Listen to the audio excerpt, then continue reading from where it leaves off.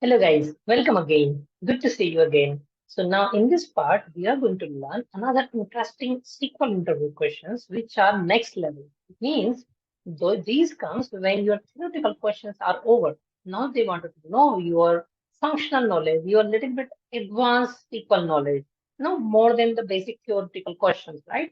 So let's see what are those important questions. So we are going to discuss magic tables. We are going to discuss cursor. We are going to discuss triggers, right? What questions they can ask around, what characters, important functions, what are the important things they can ask you. So stay tuned till the end. We are going to discuss all the things what they can trick you in the SQL introduction so that you will be prepared in advance and you won't face any challenges when you enter. Okay, so let's quickly start. So now the first question what they can ask you is what is your understanding about magic tables, or they can also say it implicit tables. So generally what they wanted to ask you is that do you have a knowledge to working with triggers? Do you understand when an operation insert, delete, or these are performed? How do you log? How do you maintain this? Or where do you capture those errors? It means suppose some data is coming for updating a table record or maybe a row, right? So can we know before it updates the actual data? Can we capture this information, the old information or the new information, right? Which is coming for update, which is coming for insert. Can we evaluate those things, right? So how we can do that? Using the trigger, right? But inside the trigger, how do we access the data which is coming for insert, update, or delete, right? There are a lot of different triggers, but for now, these are the magic tables.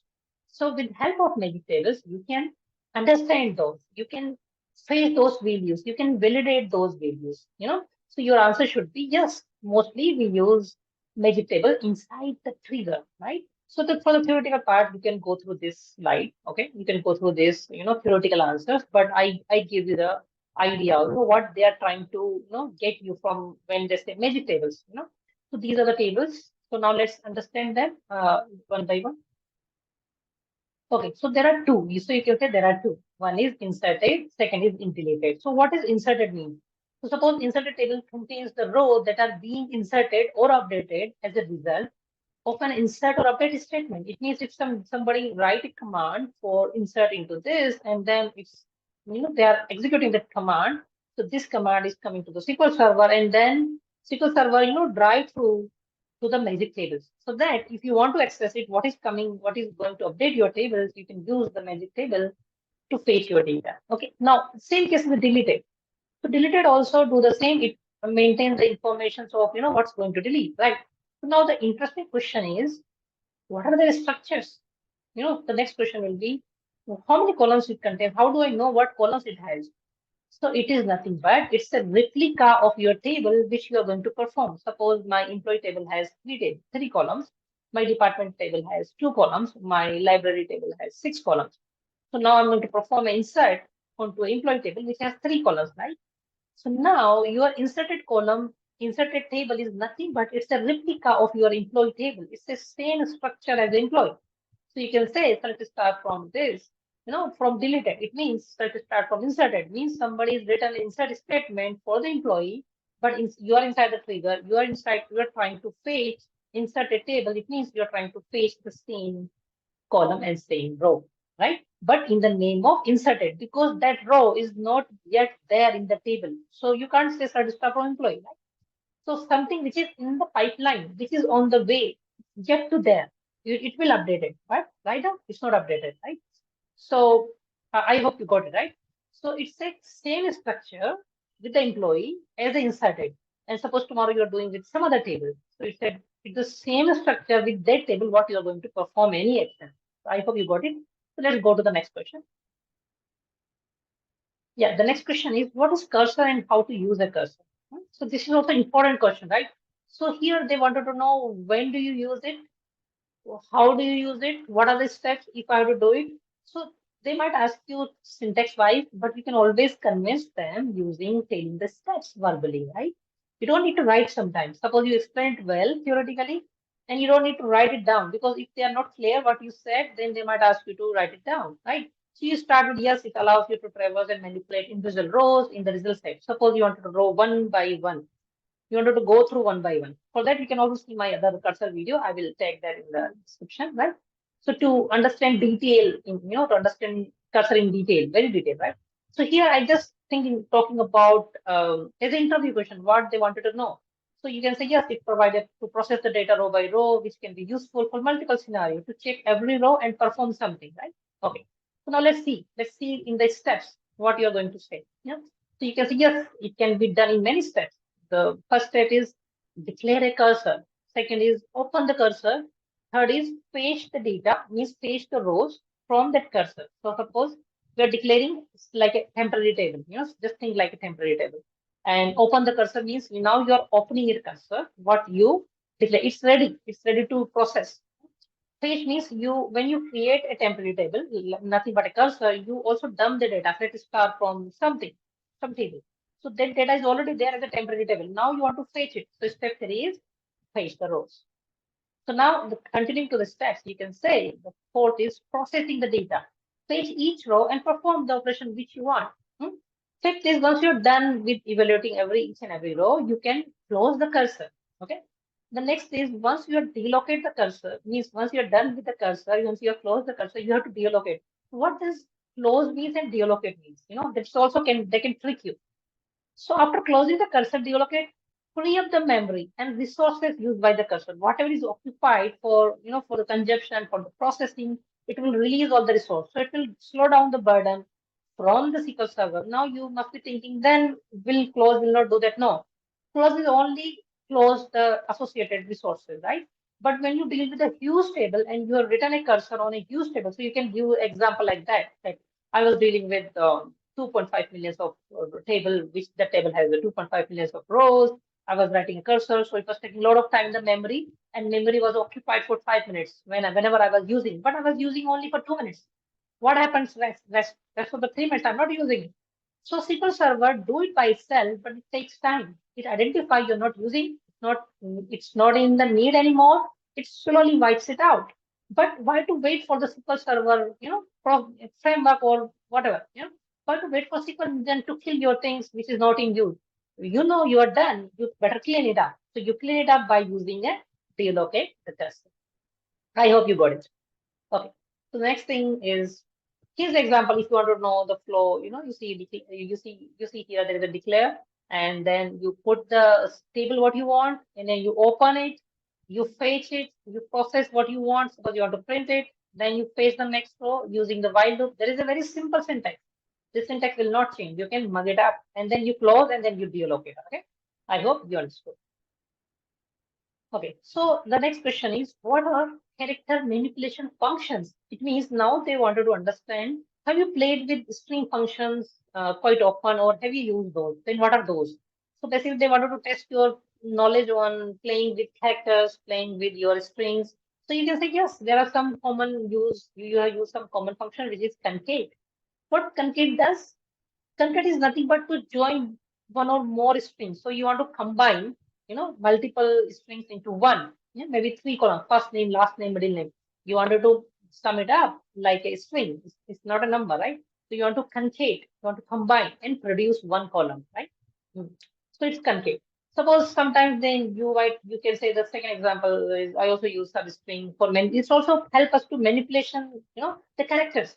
So substrings function is used to extract a substring from a given string. It means you can extract some part of the string from the given string. Okay. So let's go to the next question. Okay. There are a lot of still there are a lot of functions which you can say. When you precisely answer a lot of things when they will ask you one, and you in the short time frame you try to answer a lot of questions, right? Then you are building your impression. It's a positive impression. Okay, they know that if they are asking you information and you are doing it precisely in less time, you are producing so many content, theoretical and practical knowledge in front of them. So you can start with replace, upper and lower, trim, length, left and right, right? So when you say these things in 1 minute, if you go through all our these slides and videos, when you say all these things in 1 minute, they will be impressed. They ask you a question which you answer with 8 different string functions which can manipulate the characters. Okay. For the theoretical, you can always go and pause the video and read it. Okay. Okay. Next question is, what is case statement or when in SQL Server. So case when statement is in SQL Server conditional expression based. What does it mean? Now, what are the things we have for the conditional? We have if, we have uh, many other things like you don't know the lambda, but yeah, it's fine. So let's go with case statement. So case statement is so much useful when we have to check and deliver, or we have to validate step by steps. Hmm? We have to validate, let's say, for one row, for every row, for a single column, we want to check something, and then we wanted to produce something. We want to return something. Then, if not this, then you want to check something. Then again, you want to produce something, right? So you want to do multiple check. Column one, let's say, if a person is wanted to go for vote, he is eligible for vote. There are three conditions you will check. So you will fetch his data, which country that belongs to. Yes, if person is US citizen, yeah, he or she allowed to do that. Okay, is what's the age, what's the date of birth? Then you will subtract and you will see the what's the the valid age for giving the vote or casting vote, right? Then third thing, you will see what's the region where that particular person is staying and where he is eligible to vote, right? So you want to put that into case statement. Maybe you want to validate, right? And then based on that, you wanted to give that person as a specific reason. Let's say you're not 18, you're not belongs to this reason, or yes, you are two things qualified, but third thing is not qualified. Then you wanted to produce, third information to him. So you can keep checking each and everything from the single row with the help of case statement or multiple when. You can do that, right? It also help you to write it down in order by in many other places, in the select statement, in the where condition, right? So you can use it multiple places. But now, in I think last 2 years back, 2017 or 18, uh, I think 19, yeah. So in SQL Server also introduced a IIF, right? So which is a if conditional, which you can also use in a threat statement and where condition. Earlier, you were only allowed to use case statements. It was very powerful, but now you can see a simple syntax here, right? I hope you got it. What story I built around the case statement when you have to explain. So you can say, yes, if the value is greater than 10, return greater than 10. If your value is greater than 20, return greater than 20. If value is null, return it is null. So you wanted to produce something, you wanted to check something. So case when, okay? So prepare some example which you are comfortable and then try to give that example to the panel. Okay, so let's go to the next question. Next question will be, what do you mean by trigger in SQL? In SQL, a trigger is a database object that is associated with a table, automatically execute a set of actions or operation in response to a specific event or changes made to the table. So it's nothing but you wanted a set of command to get executed or to perform. As the name suggests, trigger. You want it to trigger. Suppose you enter. Suppose you enter and there is some laser light which get activated and the light comes on, right? So light automatically switch on because if somebody enters, there is a motion, right? So somebody enters, for that there is a setting in the light. All this thing, right? So how it works, right? The same way you want, then when somebody is trying to update your tables, your data, somebody wants to insert, somebody wants to do any operation, DML, DDL. What is DML and DDL? You can check our all full list of SQL Server. What is DML and DDL? But you want to do anything, DML and DDL, that you wanted to set it up, a trigger. It's like a security guard. It's like a bodyguard of your or that particular object, right? So it will pop up and it will try to perform actions in the background. It will do the security check. It will validate the data. It will try to protect your data. Basically, it's a security concern. Okay, so I hope you got it. When somebody asks you a trigger, you can use this theoretical answers also, and also it also should be clear what actually it is. You don't need to explain someone theoretically. You need to know what it is. Okay, then only you can explain it in many different examples. Otherwise, you can only explain in a complex example or theoretical example. Okay, so I think that's it. Thanks for watching. And if you wanted to know more interview questions, you can download our app, and in that you will get free SQL interview questions, Power BI interview questions, Snowflake, Databricks, and a lot of interview questions courses we are going to post free. No payment is required. Thanks for watching.